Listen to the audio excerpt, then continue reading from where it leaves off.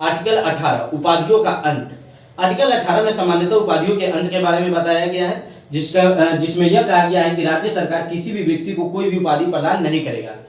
लेकिन जब देश आगे जब बढ़ती है, विकास की ओर बढ़ती है,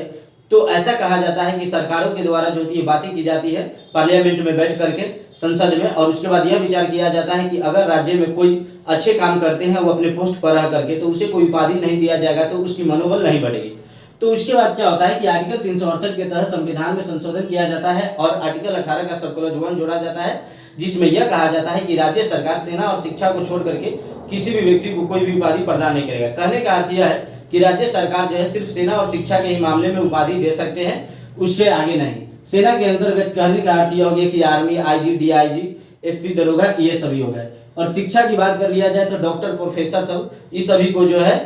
उपाधि दिए जाएंगे। लेकिन फिर से आर्टिकल 18 का सब क्लॉज 2 जो होता है 368 के तहत संविधान में संशोधन करके जोड़ा जाता है और इसमें यह कहा जाता है कि भारत का कोई भी नागरिक किसी विदेशी राज्य से कोई भी उपाधि स्वीकार नहीं करेंगे। मतलब भारत का कोई नागरिक है तो वो किसी विदेशी राज्य से कोई भी उपाधि स्वीकार नहीं करेगा। आर्टिकल 18 का सब क्लॉज 3 उसी तरीके से जोड़ा जाता है और इसमें यह कहा जाता है कि यदि कोई विदेशी नागरिक, अगर कोई विदेशी नागरिक भारत में जो है अगर कार्य पद पर है, यानी कि लाभ के पद पर है या कार्य कर रही है लाभ के पद पर, तो राष्ट्रपति के सहमति के बिना जो है वो कोई भी उपाधि स्वीकार नहीं करेगी। आर्टिकल 18 के सब क्लॉज 4 को उसी तरीके से 368 के तहत संविधान में संशोधन करके जोड़ा जाता है और इसमें एक बात कहा जाता है कि भारतीय तथा विदेशी नागरिक दोनों,